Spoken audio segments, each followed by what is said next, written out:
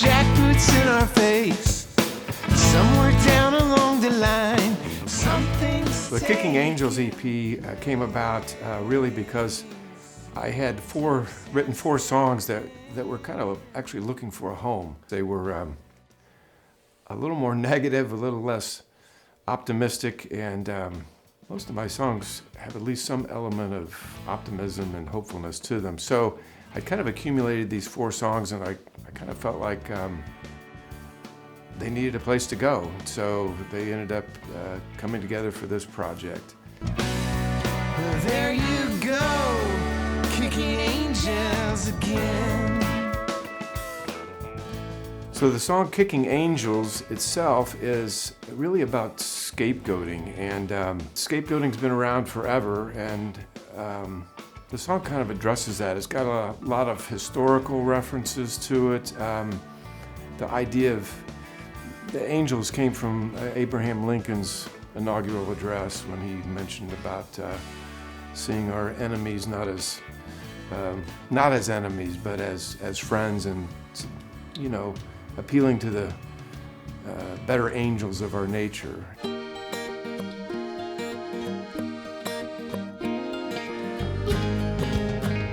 50 Miles from No Place was a song I wrote a long time ago, actually back in the early 90s, I think. It was about a person in my part of the country of quite a bit of public notoriety, I guess, whose behavior was just by any reasonable measure was just unacceptable. It's just not acceptable adult behavior, and yet they were very successful in what they did. So people supported this person and rationalized this behavior, which was unacceptable in my opinion. I felt like any of us would do the same thing. We'd be fired from our job, and yet this person was just praised. And so the song is really less about that person than it is about that behavior and those people who rationalize it. The dance we do is easy. We make a fist and shout. Be nice or get out. Be Nice or Get Out is a song. It's kind of about our civil discourse, our public discourse, and lack of civility.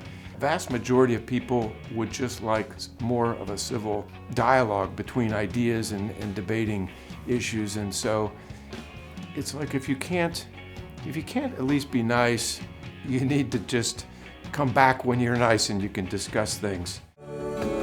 Bringing down the sun.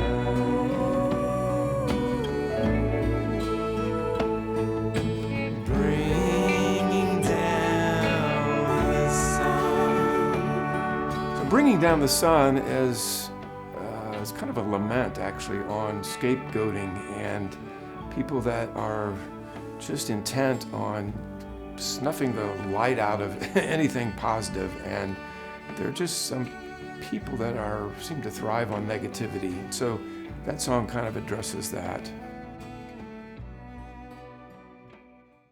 The band we assembled for Kicking Angels was a lot of the same people I've used on a lot of my projects. Jamie Reed played drums and percussion. Jeff Stone played bass. Paul Holdman played electric guitar, did all the guitar solos. Grover Peridot played cello. And Bill Mallers did all the keyboards. He did accordion and Hammond and piano and some Wurlitzer parts. I played a lot of guitar and some oddball instruments here and there.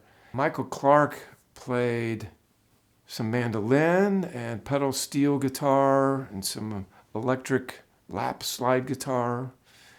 Chase Cotton played trumpet on a track and a flugelhorn on another track. And then we had two harmony singers, Stacia Demas, who sang on a couple songs, and Sarah Grain sang on a couple songs. So that was the core band that we used for the recordings. The project took a while. We started in November of 2018. Michael Graham did the engineering and the mixing and the mastering. We recorded at the Lodge Studios in Indianapolis. The recording process was not that much different than our other projects, really. I would usually do a demo of a vocal and an acoustic guitar and send that to all the people involved. We would get together at the studio really without rehearsing. We'd spend some time just playing through the song, getting to the feel of what everybody's doing, and then we'd do a take. We'd record a pass through, and then we'd all listen to the playback and figure out who's doing what. And it's like, oh, if you're going to do that on the cello, then maybe the guitar should do this, or if the drummer's going to do this on the kick drum, maybe the bass should do this.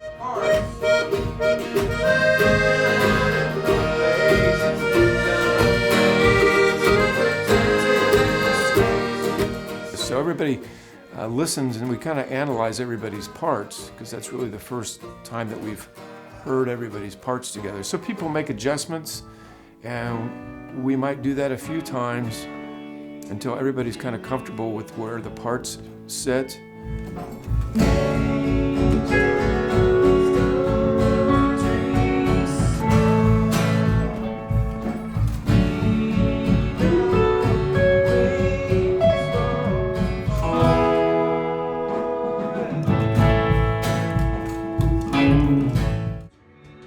Michael's very good at helping us analyze all that and making suggestions on tempo and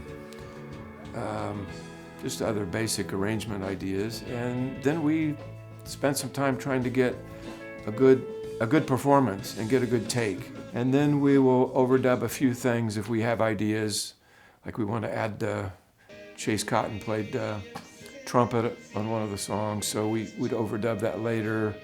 And then certainly once my vocals are done, we do the harmony vocals. And like I mentioned, Stacia came in and did harmonies, and Sarah Grain came in and did a bunch of harmonies.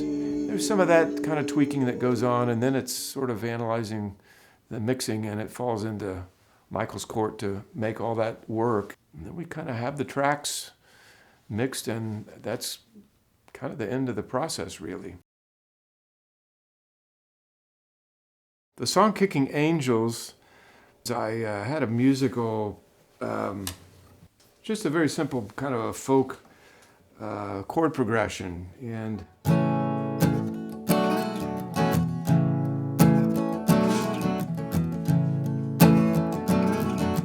through the march of history, we've had jackboots in our face.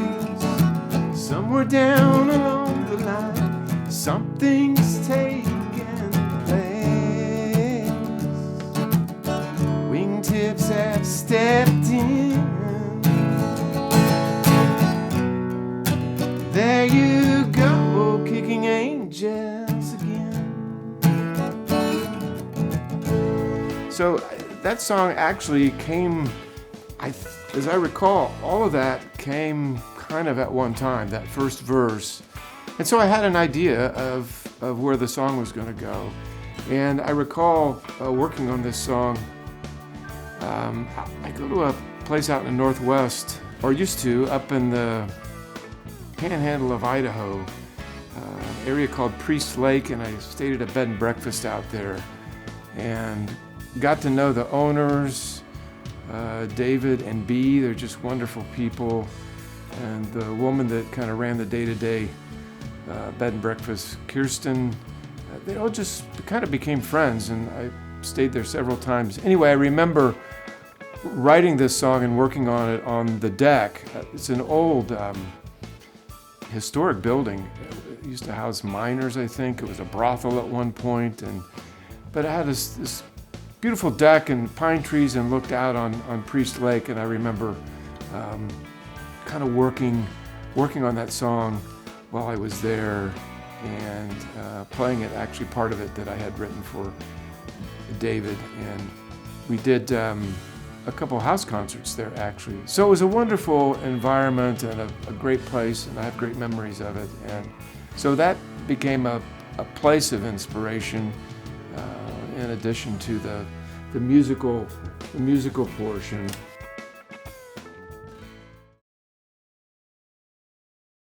So 50 Miles from No Place is a song that was written back in the early 1990s. I think back in that era, there was a lot of really great acoustic music, especially from female songwriters, the Indigo Girls and Tracy Chapman and Shawn Colvin, and I loved all that stuff. And I think this song, it's written in an alternate tuning, which gives it an interesting kind of sound and feel, but I think there was a little bit of influence from one of the Shawn Colvin songs, Tenderness on the Block, which actually was written by Jackson Browne and Warren Zevon. But it had this, her song had this kind of this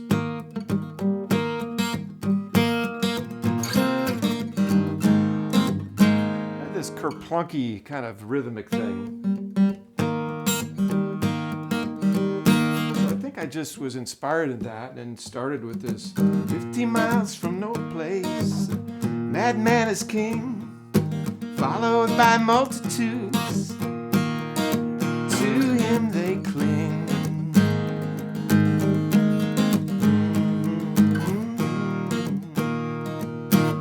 So it took off from there, and once we finally recorded the song for this project, we kind of made an effort for it not to sound like a Shawn Colvin tune, and I don't think it does. But that's just one of those little inspirational things that gets a song started. Sometimes it's fun to take a song you've already written and recorded and kind of try to play it in a different way. And I mean, Bob Dylan has been doing that like his entire career. But so I have a song called "The Sound of Many Waters" that's on my Bones and Apples record, and so it's a very simple chord progression, but it's like, you hear 1,000 trumpets like the sound of many waters, you know it's another ancient warning voice. And so I was just messing around with that one day and was kind of doing the chord changes twice as fast and changing the melody a little bit. It's like, hear the sound of many waters, will you know it's another ancient warning voice. So I just thought, well, that's kind of cool. And I just kind of that tucked in the back of my mind. And eventually I thought, well, maybe it's different enough. I should just start another song from that. So it's kind of the content-wise, the lyrical content of Be Nice or Get Out started when I was out in Helena, Montana, and I played music out there a few times, and I would like to go to this Mexican restaurant. It's kind of southwestern Mexican food, but it was called Carmadillo's. And they had a sign in there behind the counter. It said, "Be nice or get out." I thought, man, that's just perfect. So that was kind of in the back of my mind. And when I would stay in Helena, I used to stay at this bed and breakfast. It was called The Barrister, and it was owned by this guy named Nick, who's a really nice guy. I got to know him and stayed there multiple times. And they had a really nice front porch. It's this old, big Victorian home.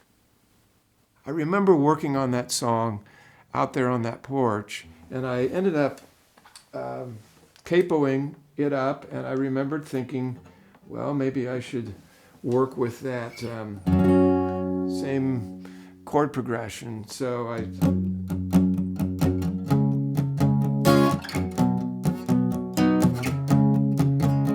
the pleasure of your company is kindly now requested.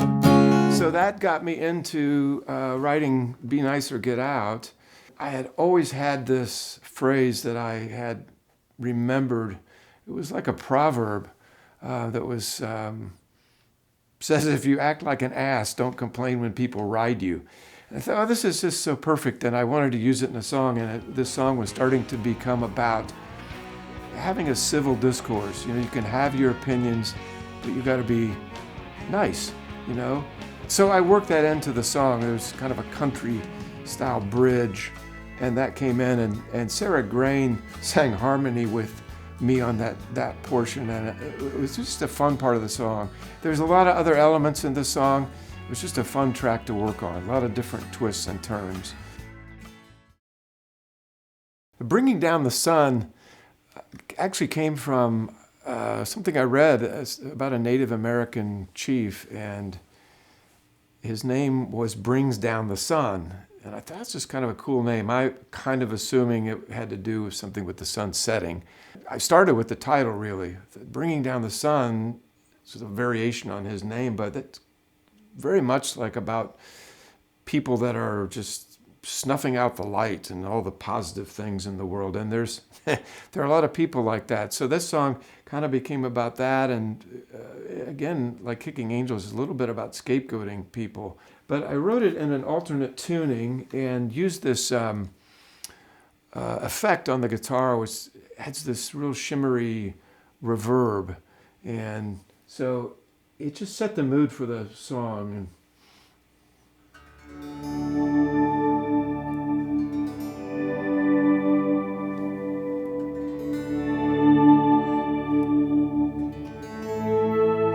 It's one man's mission, incompetent, blots the local so-called residents. Madness on the borderline.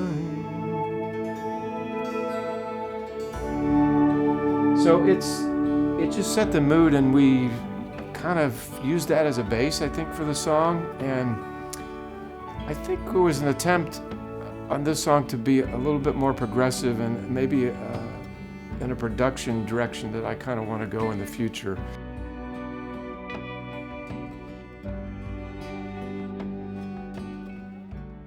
I've always designed my own album covers because I've got a graphic design background, but usually if I need an illustration or a photograph, I'll job that out to somebody. But this time I thought I would do the artwork myself, I wanted to do a painting, and I thought I wanted to have an angel, but some kind of loose, energetic treatment, just to reflect the idea of kicking angels. And so I thought I should be able to do that. So I started off, and not really being a painter, doing just some kind of sketches in different directions. And I had some things that I kind of liked, but they just didn't really knock my socks off. So the longer I spent doing that, the more I thought, I don't know if this is the way to go. So I came up with the idea of, instead of having one final painting that I was super happy with, I thought, I'm going to do a bunch of small ones, and I will do some either like a collage or a grid of them. So I did that. These paintings are little 4x4-inch paintings, and I just had a blast doing them. I just did all different kinds of styles. I think I did like 62 of them. Ended up using, I don't know, it was 25 or something on the packaging. So that was just a new experience for me, and it was fun. I think that's part of what we try to do as artists and musicians is do new things and grow a little bit. It's interesting looking back at how this EP came together. The songs had a common theme of outrage, and that kind of led me to believe that there was no sense of hope or nothing optimistic about them. But I think listening closer, that underneath that outrage and negativity, there actually is a sense of hope. In 50 Miles from No Place, the child sees the king has no clothes, and the song asks, have you seen through? So in that, asking that very question is, a sense of hope that there's going to be a positive response. Well, be nice or get out, the lyric says, come back when you come to your senses. Bringing Down the Sun is, it's full of sadness, but with that expression of sadness is, I think, where we start the journey of healing and compassion. So that is a positive thing. You know, the song Kicking Angels contains hope in the lyric that says, "We know wings won't fall." I think we have to believe that, or we descend into some kind of bitterness and despair. Even the artwork ended up being hopeful in some way. It started out to be one image and ended up being all these colorful images of individual angels that I think is actually a better representation of humanity's diversity. And ultimately that's a positive thing. So for now, I'm not going to shy away from making the case for common decency, but I'm still going to believe in the better nature of our angels' wings.